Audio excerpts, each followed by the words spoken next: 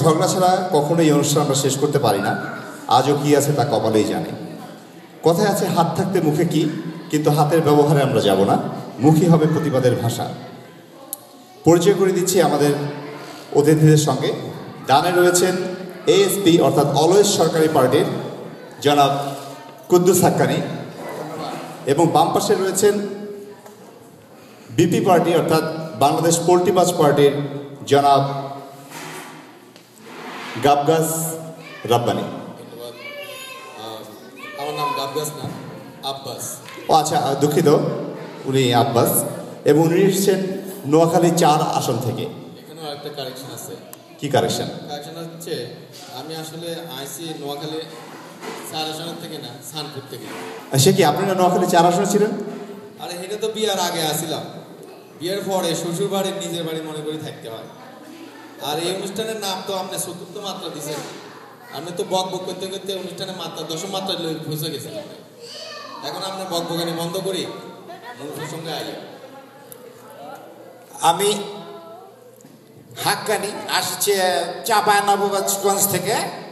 তো আমি আসছি আমার জনগণের দুঃখ দুর্দশা নিয়ে আসছি, এখানে উপস্থিত হয়েছি। প্রথমেই দূর দূরান্তে যারা এই টিভির ছেড়ে সামনে বসে আছেন তাদেরকে জানাই লাল সালাম, আর যারা আমাদের বাংলাদেশে আছেন তাদেরকে অসংখ্য ধন্যবাদ। বললে তো ভাই অনেক কথাই বলতে হয়, সব কথা কি ভুলা যায় নাকি? আবার না বললে বলবেন যে কথাই বললো না। আসছি, ঠিক বলেছেন, এই যে লিয়ে আসছি এক গভর্নমেন্ট লোককে, দেখি এখন সে কি বলে।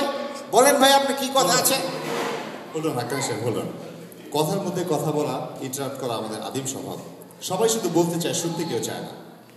কথার এই জন্য কবি বলেছেন, কথার মধ্যে কথা বলে কোন পাগলে আর ছাগলে কিনা খায়। ওরে আল্লাহ রে আল্লাহ রে, হেতে যে কিসের মধ্যে কি ফান্তা পাতা ঘি ডালি দিছে।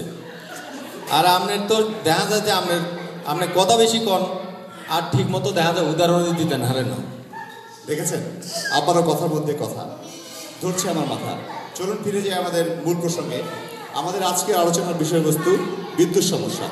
রাখেন রাখেন, কি বললেন এটা? আপনি তো কথা আর কাজের কোনো সমন্বয় নাই, ভুলে নিয়ে আসছেন যে বয়স্ক শিক্ষা কেন্দ্রে আপনি কি বলবেন, এখন বলছেন যে এই বিদ্যুৎ সমস্যা। পুইলে আসছি আমি নদীর কি রচনা, এখন গরু নিয়ে আসছে, এখন গরুকে আমি নদীতে আরে হনেন না শুনবো কি? আরে হেতে তো মনে হয় যে পুরা 402 ফুট পয়েন্টই মনে হয়। আরে এনে বাসে ফোন করে কইল যে হেতে ইয়ানো মহিলাকে পর্দা ফুসি ডালে কথা টথা কইব। ও মা ইয়ানো আইতো হেতে ভুল পাল্টাই ফেলাইছে হেতে। না শুনুন ভাই, অ্যাকচুয়ালি কি জানেন, চতুর্থ মাত্রা একমাত্রা হচ্ছে সবাইকে ধাপ্পা দেয়া। যাই হোক হাক্কানি সাহেব, বিদ্যুৎ বিভ্রাট নিয়ে আপনি প্রথমে কিছু বলুন। বলবো, কিন্তু আগেই তো বললাম যে আমি কি বলে আসলেন নিয়ে আসছেন। আপনারা তো সত্য কথা বলেন না। দেশের সমস্যার কি সমাধান করা যায় নাকি? সমস্যার কি অন্ত আছে নাকি? গ্যাসের সমস্যা আছে, বিদ্যুতের সমস্যা আছে, পানির সমস্যা আছে। আজ ওই টাকা লোক গেলেছেন, মাথায় চুল নাই, ওনাকে নিয়ে কি কম সমস্যা আছে নাকি? এরে ভাই, আপনার সামনে হেতে আমার পার্সোনালি আক্রমণ করতে আছে, আপনি কিছু কইতেন না নি?